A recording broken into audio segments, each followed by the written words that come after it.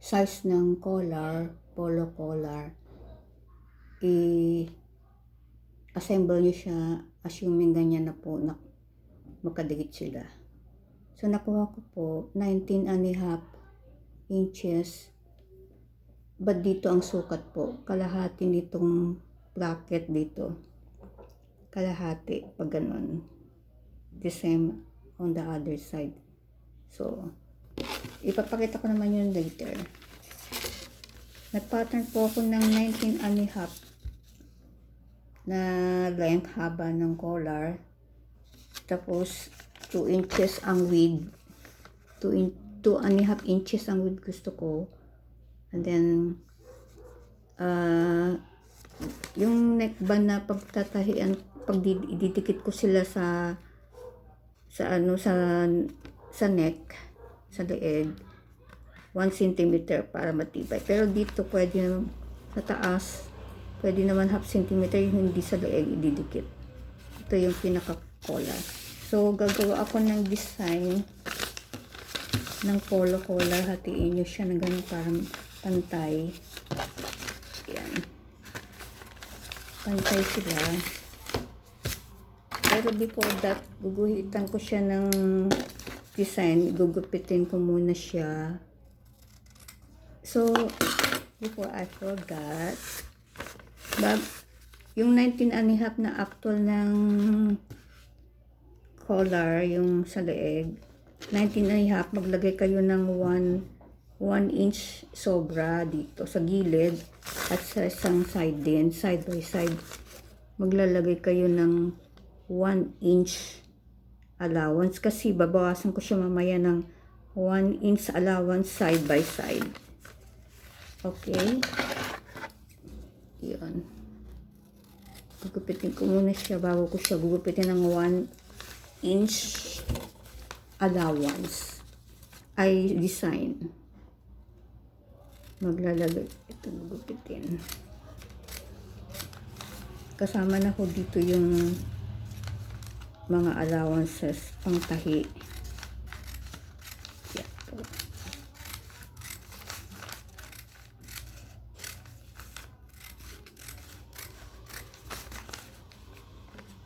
Malinaw naman po sa camera.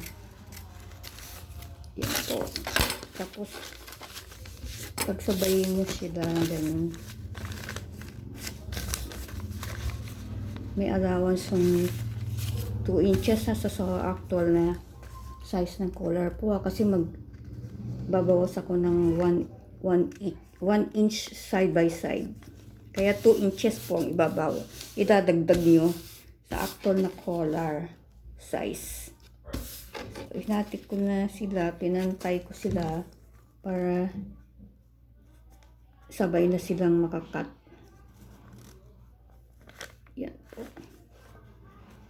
Impertible.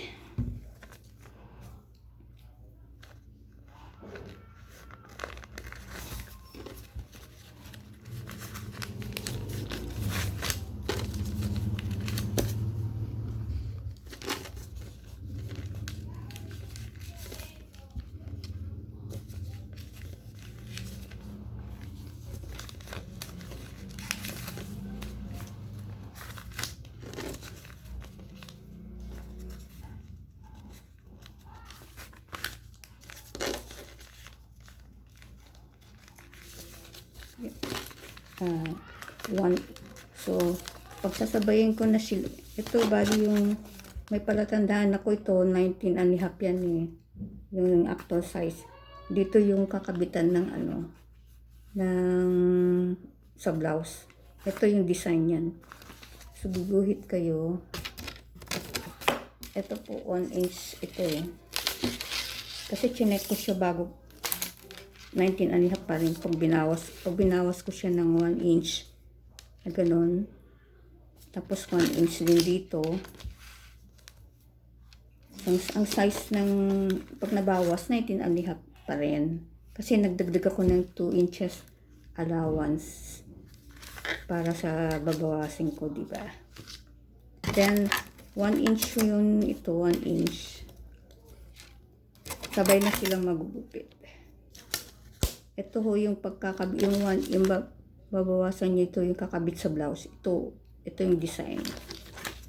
Dito, punta kayo dito sa dulo, doon sa 1 inch. Ganyan lang po.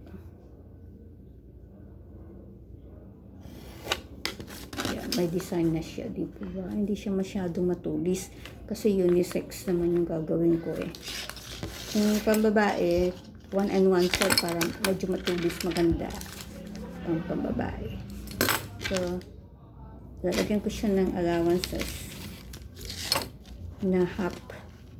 Kasi pagka masyadong makapal, aging lang naman ito.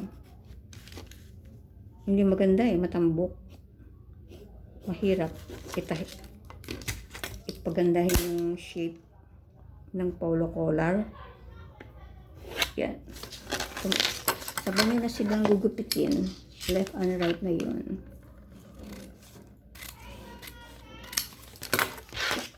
Pag sinukat ko siya, 19.5 pa rin. Kasi nagbigay ako ng 2 inches allowance sa sobra. Susukatin ko. Makikita nyo. Yan mula dito, excluding the half centimeter. Ganyan.